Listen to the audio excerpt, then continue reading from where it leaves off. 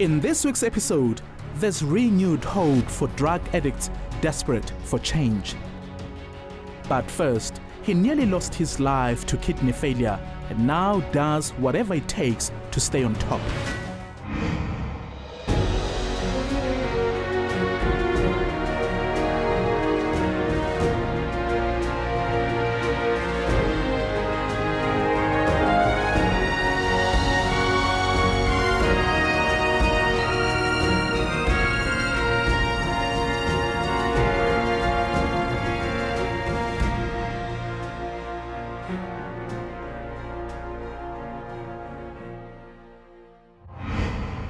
Daniel Matsoso was on the verge of sporting greatness when he suddenly suffered kidney failure. Within a few weeks, an athlete who was at the peak of physical fitness was now fighting for his life in hospital. Even those who believed in Daniel almost thought it was over. No one expected him to bounce back the way he did.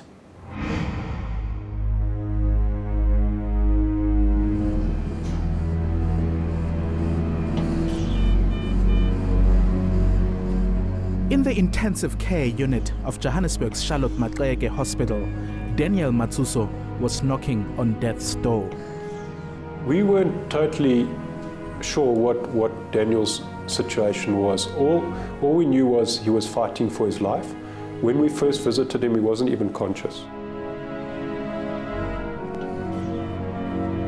Every day, I worked, and then every time after work, I had to go and check him at the hospital. I had almost given up hope because, given the actual situation, the illness, we didn't understand what it was. He was body dead, brain alive. That's what they told us. Diagnosed with kidney failure, Daniel needed a miracle. You go to ICU and you see the guy out of consciousness, in a coma with pipes all over him, and it is absolutely devastating to see a man who was in full health, a leading athlete in South Africa, suddenly cut down and fighting for his life.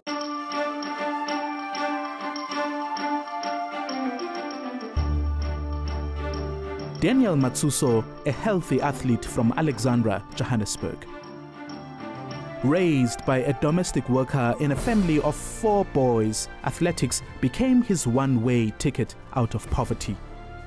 I was belonging to Wanderers Athletics Club for a long time.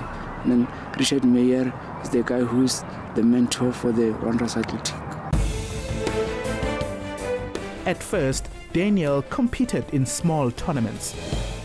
Sometimes when I was doing the road running, I was getting an extra income, like winning the junior categories. It was nice to receive 50 rand or 75 rand. But the young athlete quickly sped past his peers.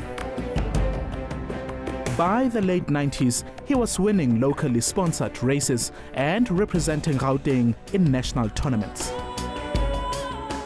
Other people who of similar talent have run for South Africa. So we had high hopes. He was a young man with lots of talent, starting to get his focus, his direction. The next step, Daniel wanted to take on the world. There is provinces, and then you build the country when it's the inter-province. I was looking forward to get those colors and working hard to be I can go to the Commonwealth or the Olympics. But in 2000, as he continued to train, Daniel began feeling ill. I didn't know what is happening about myself, and the color of my skin started to change as well. I'm getting darker.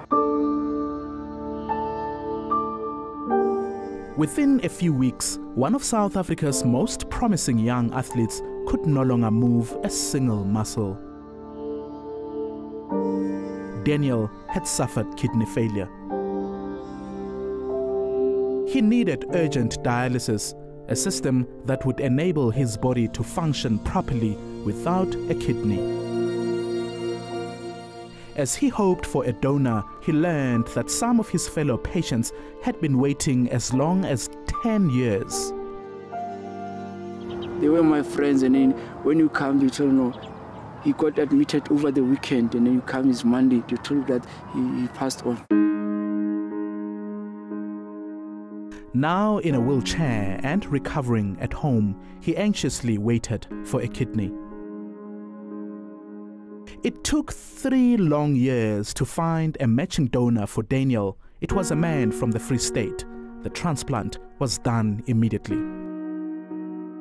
They told me, no, you're no more gonna dialysis because the kidney is working. I was feeling very happy and waiting to get discharged from the hospital. Daniel wasn't going to take this second chance for granted. Having relearned how to walk, it was time for him to run again. By 2006, he had returned to athletics in full force, representing South Africa in the world's first organ transplant games in Thailand.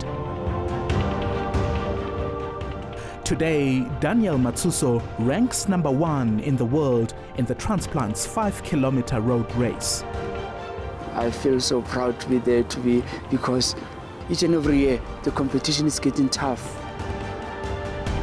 I'm excited for him that he's done so well, and I always saw that potential in him.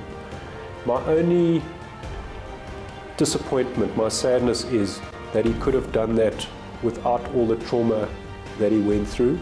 But I think life is about making the most of the hand that you're dealt at any particular stage.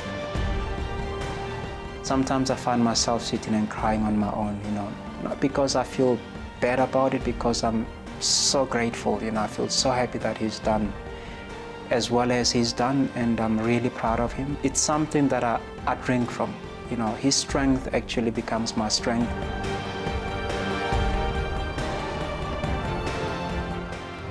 Congratulations to you, Daniel, for showing incredible courage and for representing your country with diligence. As always, we appreciate your feedback. Against all odds at enca.com, we also have a presence on Twitter and Facebook. When we return, his selflessness is the reason why he's changed so many lives.